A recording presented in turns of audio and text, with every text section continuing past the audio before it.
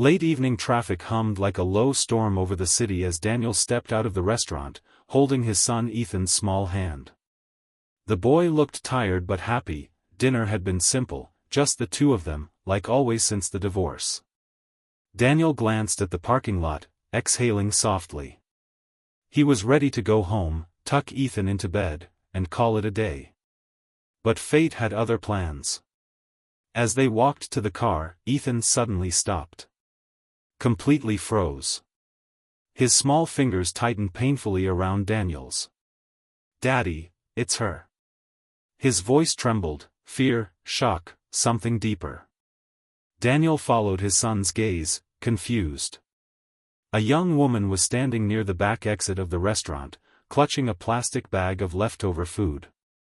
Her clothes were plain, her shoes dusty, her hair tied back loosely as if she'd hurried to leave. She looked over her shoulder nervously, not making eye contact with anyone. Something about her seemed out of place. Lost. Daniel bent down. "Ethan, what do you mean it's her?" "You know that girl?" he whispered. Ethan nodded slowly.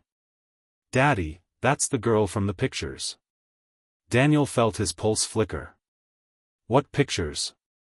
Ethan swallowed hard, voice cracking. "The pictures Mommy hid." A cold ripple ran across Daniel's spine. He straightened, staring again at the woman. She looked young, maybe 20, maybe younger. She started walking away from the building, heading toward the dimly lit street like she was trying not to be seen. "Stay here," Daniel murmured, but Ethan held on tighter. "No, Daddy, don't leave me.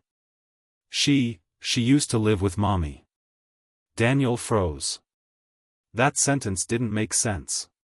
Not at all. He walked forward with Ethan at his side, slower this time. The woman didn't notice them until they were close enough to hear the trembling plastic bag she squeezed in her hand. When she finally lifted her face, Daniel's breath caught.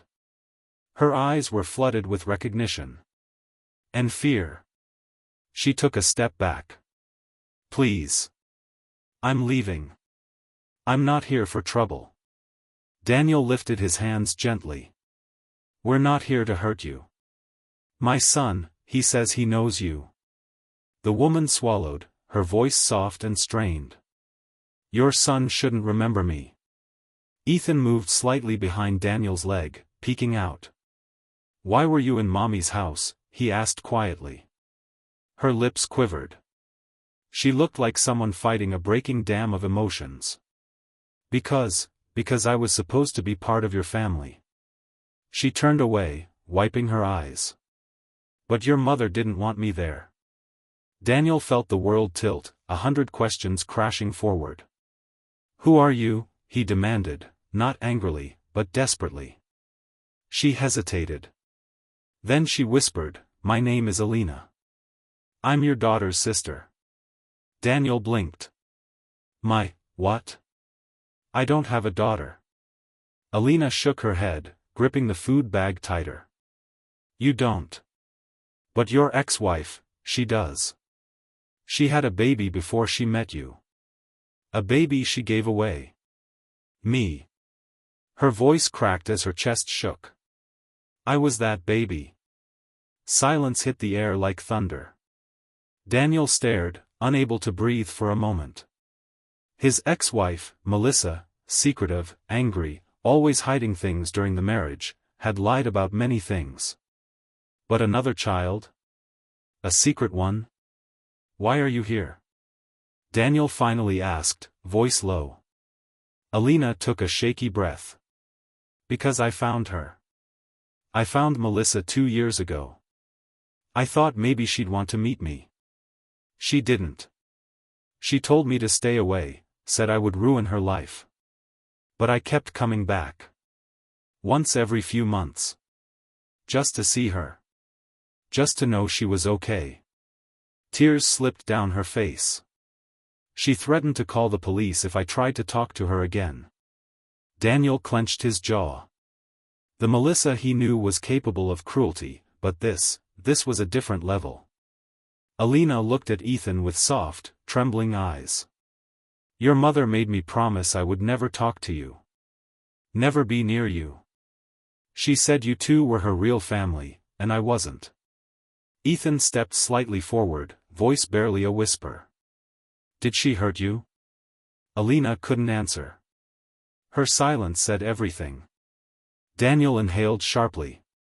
Is that why you're homeless? She nodded faintly. I go from place to place. I clean tables at the restaurant for food. They let me take leftovers. I don't have money. I just wanted to see her one last time before I left the city forever. Daniel felt something heavy clawing at his chest. A young girl, rejected before she even had a chance. A sister Ethan never knew he had. A truth Melissa buried so deeply that even he, the man she married, never saw it. Come with us, Daniel said suddenly. Alina's eyes widened. No, I can't. She'll be angry. She'll destroy you. Daniel looked down at his son, then back at her. She already destroyed enough. Ethan tugged his father's hand. Daddy, she's family.